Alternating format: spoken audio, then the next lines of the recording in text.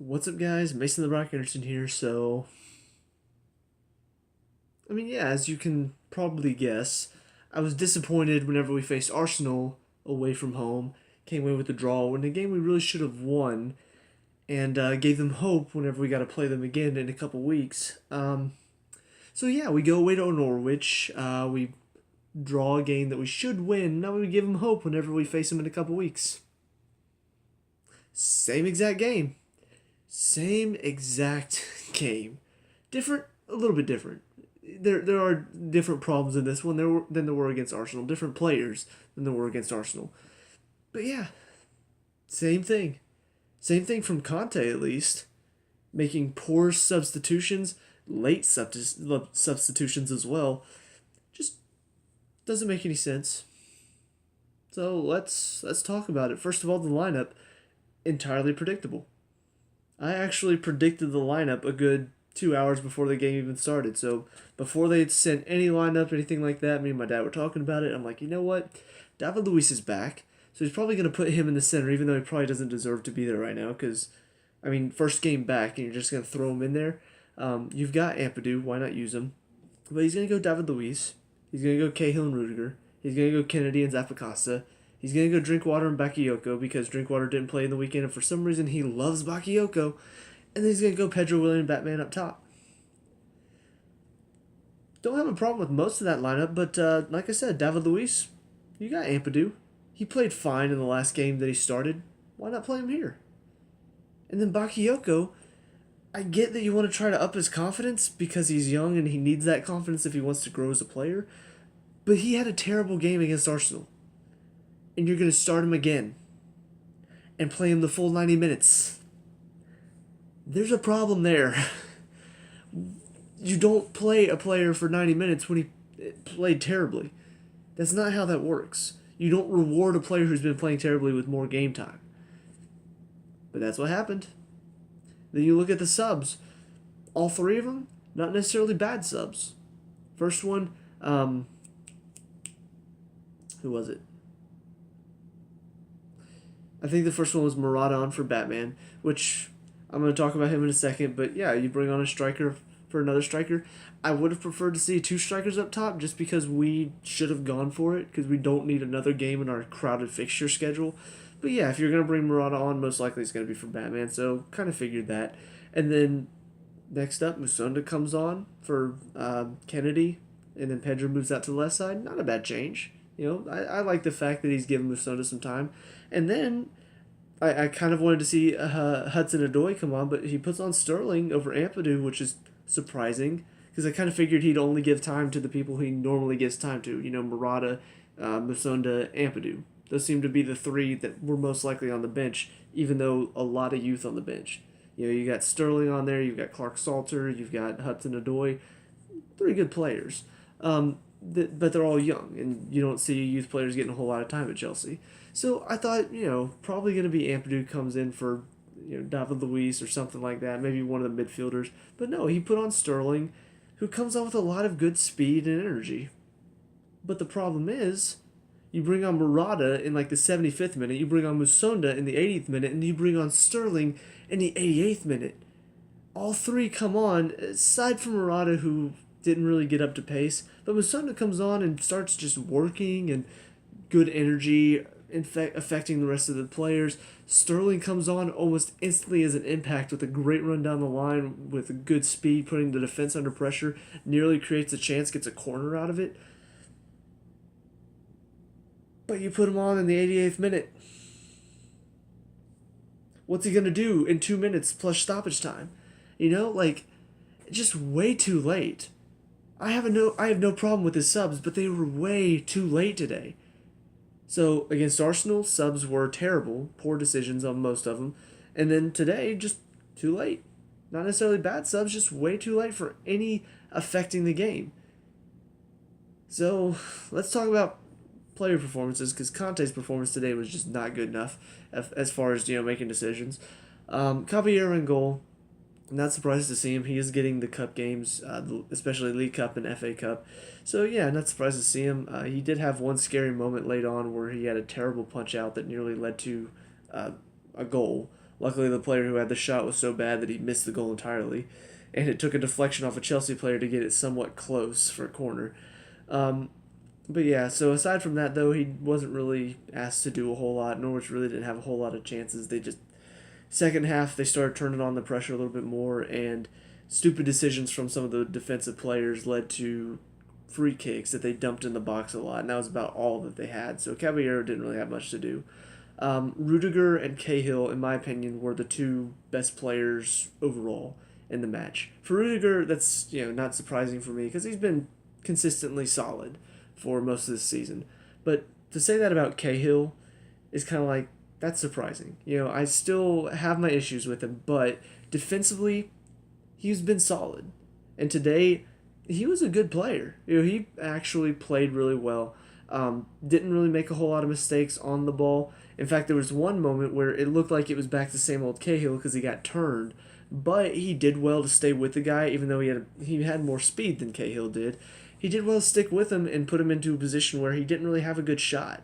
I think the shot either went wide or maybe went right at Caballero, but he put him off enough to make sure he didn't have a clear shot. He had to be forced wider. That's good. To be a defender who doesn't have a whole lot of speed, get turned by somebody who has speed, but still manage to get back up with him and put yourself in a position to make that player make a mistake, I was impressed. And, I mean, he did well today defensively. The only thing that I'm going to say about Cahill, and this is something that I've noticed over the past several weeks, but haven't really said anything about it, one of the things that I do see Cahill in for, and one of the things that even whenever I hated him playing like last season, the one thing that he did bring to the field was he's good in the air. This season I haven't seen that as much. I can't think of a goal that he's had, which is, typically he does very well on corners. He wins the header. I don't know if that's down to the quality of the corners or if he's not attacking the ball as much. But, that is something that I look at and say he hasn't done it at all this season. If he's been doing it a few games, then I wouldn't really care in this game. But because we tied 0-0, I'm kind of looking at that and saying, why aren't you attacking more corners? Why aren't you getting on the end of more corners and trying to score a goal to win the game? Not necessarily a defender should be doing that in the first place. You look more for your attacking players. But I do look at Cahill because typically that's what he's been really, really good at. And what's kept him in the team is that on corners he does very well. He attacks the ball very well. He's not as aggressive this season on attacking corners. That is just, it's a little thing. It's not really something that affects his overall game today, but it's something that I did notice and I felt like I needed to mention. So, but David Luiz in the middle, first game back, and couldn't have asked for a worse game from him. Mistakes in the first half, nearly giving away chances, giving them momentum. Slow on the ball whenever he got it. Too many touches, slowed down the play. And then he'd give it to Bakayoko, who would also take way too many touches and slow down the play. And so going out of the back three into the midfield, Bakayoko, another bad game from him today. Just too slow on the ball, too slow off the ball, jogging around, not really defending. You got the center of your defense, and you got one of your two midfielders, both of them playing like snail's pace compared to everybody else. It affects the rest of the team. You slow down the tempo and the momentum of the rest of your team when you take 5 or 6 touches every single time you get on the ball. When you take these long, slow touches, it affects the rest of your team. Everybody's kind of like, and then you pass on the ball like, you're giving it to me? Like, it frustrates me because Bakayoko did this against Arsenal. It was slower against Arsenal. Defensively, he was slower. He wasn't really tracking people. He did it again today. How is it that you didn't talk to him about the problems he had against Arsenal? Because all the Chelsea fans I heard were just ripping into him on social media. And I'm not somebody, I criticize. I don't necessarily rip into people. I criticize if I see problems. Even I'm sitting there ripping into him against Arsenal because he was terrible.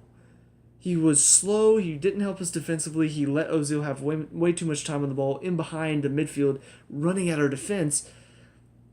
Don't let that happen today. What did he do? He let them have time and space in the midfield. Nothing changed. He was the exact same player today that he was against Arsenal. And Norwich at times looked the better team because of that. They didn't necessarily have the better chances. We had the best chances of the game, but at times they were controlling possession because Bakayoko's not helping us at all. David Luiz isn't helping us at all.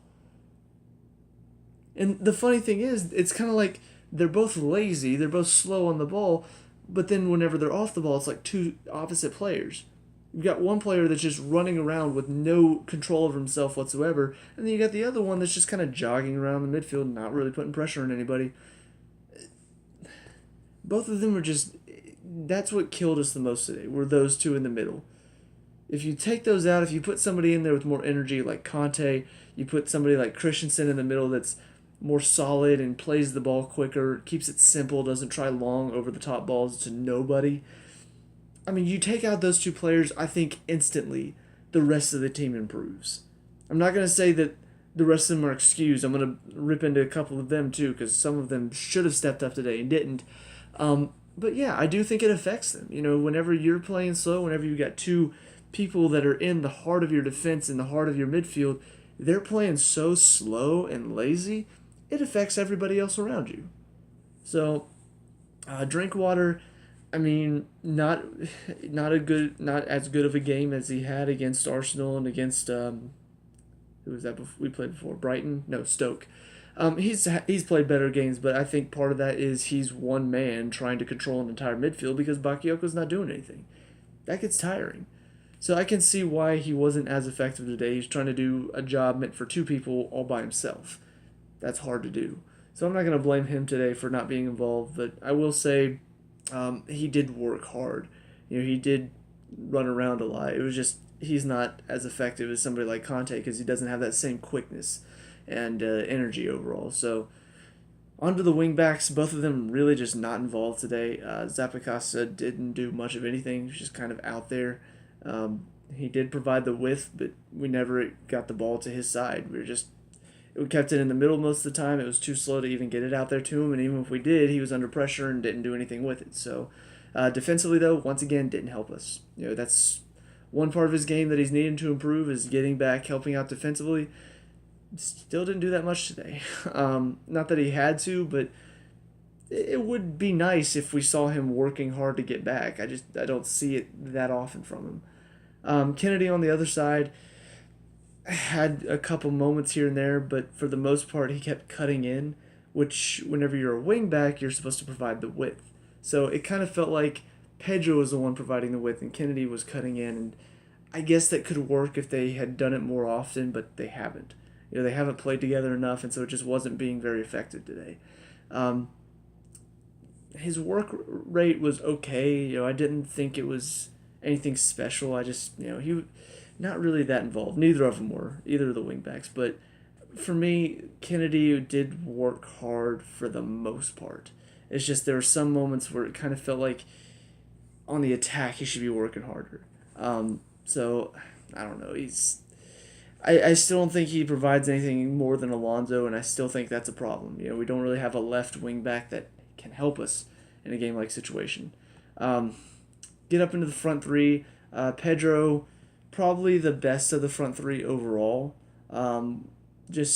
He worked very hard, tried to win the ball back a lot, tried to do something whenever he was on the ball in both halves. Willian had a poor first half, stepped it up a bit in the second half, and that's when we started to get a lot more possession, a lot better chances overall. So that's why I would say Pedro had the better of the three, just because over the entire game he was more consistent. Willian, not good first half, good second half. And then Batman, you had a chance. And I realize that it's difficult because he hasn't been playing a whole lot, and then you throw him into this team and you got some players who are slowing down the play because they're just not good enough. And so it is difficult. I understand that. But what I wanted to see from him, even in this situation, even if things aren't coming off, is the work rate. I wanted to see him go out there, bust his butt for 90 minutes, and give it all he's got. Because chances are Morata's going to be back in when you face Arsenal. That's how it's going to work. Because that's how it's been for Conte this season. He sees Morata as his own son, you know, like he loves Morata. Chances are you're probably not going to get a whole lot of time, but you had a chance tonight to show hey, I do deserve to at least be coming off the bench and be playing, but you didn't. You went out there, you did your usual thing, you jogged around. You passed the ball a little bit, you made some flicks and tricks that didn't come off, and then you turned off. I don't need that. I don't need that in a striker. I don't need a striker who's just going to do kind of a halfway job. No, you got to go all out. You got to go for it. That's just. You had a chance tonight because Murata had a terrible game against Arsenal in the weekend, or in the midweek. You had a chance to go out there and be like, hey, look, I can do it too. I can play just as good as Murata. I can play better than him. Whenever he's having an off day, I'm going to step up and I'm going to say, hey, I can take the reins. If he's not playing well, you can put me in and you can trust me. I don't feel like I can trust you after watching this.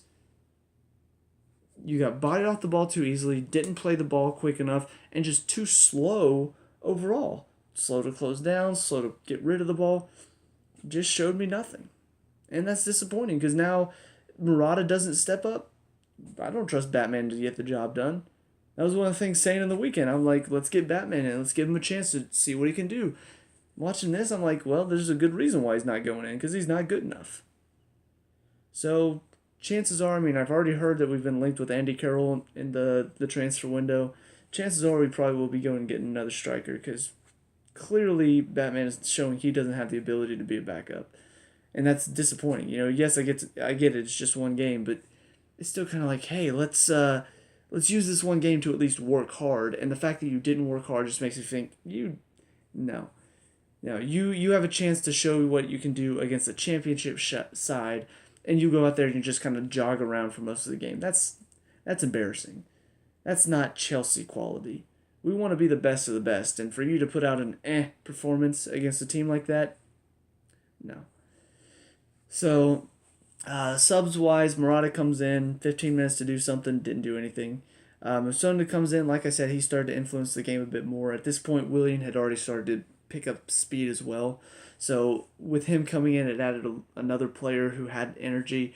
And then when Sterling came on, 88th minute, he used another player. 3 players with good energy. It started just building the momentum for us, but by then it was just too late. So I'm glad that they got a chance to impress a little bit, but I just hate the fact that Conte's like, I'm going to wait.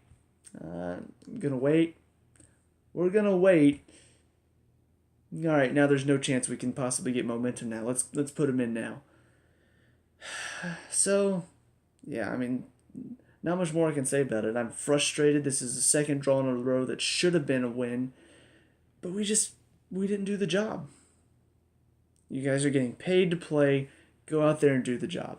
David Luiz, Bakayoko, Batman, and that was it. Those 3, in my opinion, and Murata to an extent, you guys got to step up. Because we need players who are going to go out there and going to put out 100% every single game. Not players that are going to go around and be lazy. Play slow. It's just, we don't need that. Man City are showing every single player that goes out there, they go out 100%, full speed. That's why they're winning the title this season. That's why they're so far ahead of everybody else, because it doesn't matter who Pep puts out there, they go out there ready to play. We've got players that if we put out there, like Bakayoko, like David Luiz, they're not going to give 100%. Even Alonso, to some extent, he doesn't always give 100%. He just kind of gives somewhere between 50 and 75. So, yeah, I'm frustrated. It's not getting much better. Hopefully, over the 2 legs of the Carabao Cup, maybe we can get something done. We've also got the Champions League game coming up soon against Barca. That's a chance for us to show something. Hopefully, the players feel like, hey, maybe this is a game we will step up. But that's been the problem with this team, is just games where players decide they don't want to go all out. They don't want to give it their all. So, yeah, that's it for me. Let me know what you guys think down in the comment section below. What were your thoughts in this game? Let me know. We can talk about it and discuss all that good stuff. Leave a like and subscribe for future Chelsea reviews, and I'll see you guys in the next game. Peace out.